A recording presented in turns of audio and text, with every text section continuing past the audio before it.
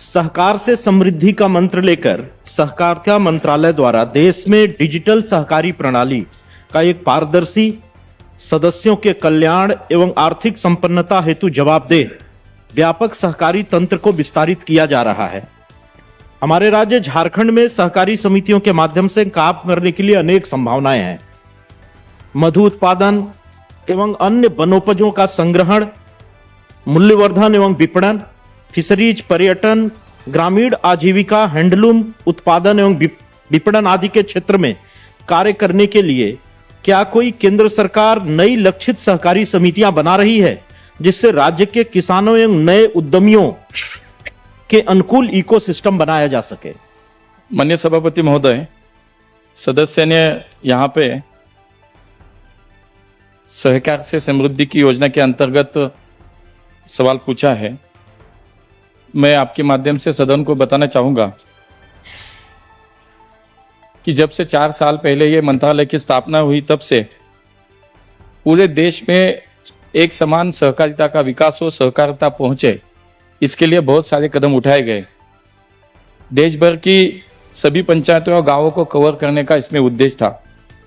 नई बहुउद्देशीय PACS, dairy और फिशरीज सहकारी समितियों को स्थापन किया जा रहा है। पैक्स का कंप्यूटराइजेशन किया जा रहा है, जिससे उनकी कार्यक्षमता, कार्यकुशलता में वृद्धि हो। पैक्स को 25 अलग अलग तरह के व्यवसाय भी दिए जा रहे हैं। झारखंड सहित, माननीय सदस्यों ने झारखंड के बारे में सवाल पूछा है, झारखंड सहित अब तक देश के 32 राज्यों और संघ राज्यों ने नए मॉडल बाइलास को अपनाया है, जिसमें क्रेडिट, बैंकिंग, डेयरीज, फिशरीज ऐसे अनेक क्षेत्रों में आवश्यकता के अनुसार बदलाव लाकर सामूहिक भावना के माध्यम से पूरे देश में सहकारिता क्षेत्र का विकास और विस्तार किया जा रहा है।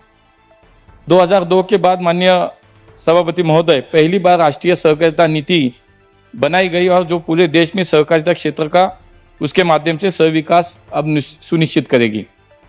सहकारिता क्षेत्र में जरूरी मैन पावर को ध्यान में रखते हुए हमारी सरकार ने त्रिभुवन सहकारी यूनिवर्सिटी की भी स्थापना करी। सवाल सहकार से समृद्धि तक इस संकल्पना से, इसलिए थोड़ा सा बैकग्राउंड बताना चाहूंगा कि आगे के समय में पूरे देश में सहकारिता क्षेत्र में काम करने के लिए कम से कम 17 लाख लोगों की जो man power, trend man power की जरूरत है, और इसके लिए ये यूनिवर्सिटी की स्थापना की गई। इन सभी पहलों के माध्यम से सहकारिता मंत्रालय का उद्देश्य सहकारी संस्थाओं को आत्मनिर्भर बनाना, आधुनिक और बहुउद्देश्य बनाना है, और ग्रामीण क्षेत्र में रोजगार और किसानों का कल्याण का ये भी उनको मदद होना, इसका उद्देश्य है। माननीय सदस्यों ने झारखंड के बारे में यहाँ पे पूछा है।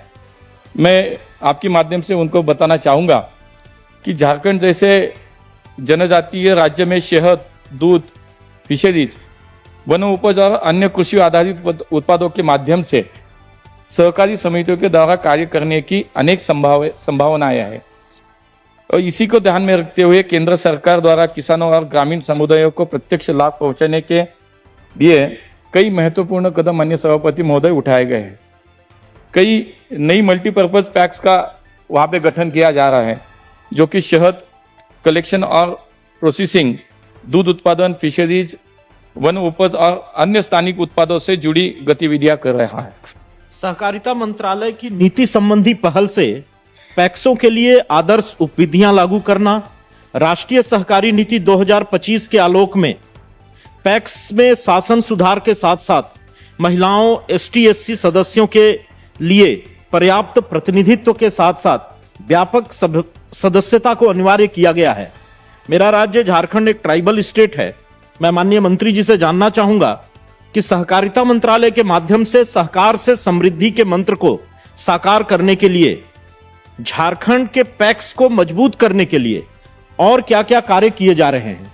माननीय सभापति महोदय, झारखंड में पैक्स हो, डेयरी हो, फिशरीज हो, इनके माध्यम से जो सहकारिता को ताकत देने का प्रयास चल रहा है, तो उसमें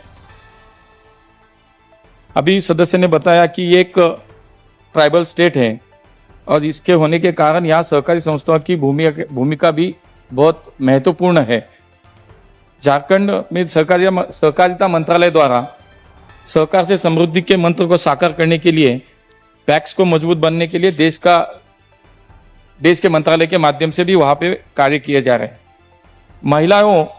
महिला और अनुसूचित जनजातियों को प्रतिनिधित्व देते हुए पैक्स की सदस्यता को अब अधिक समावेशी बनाने के लिए और कुछ प्रावधान भी किए गए हैं। झारखंड राज्य सरकार ने भी नए मॉडल बायलॉज को अपनाया है और वहाँ के पैक्स भी अब मल्टीपर्पज बन रहे हैं। जो 25 अलग अलग तरह के व्यवसाय दिए जा रहे हैं, वो झारखंड में भी अनेक पैक्स अभी वहाँ पे उस पर काम कर रहे हैं।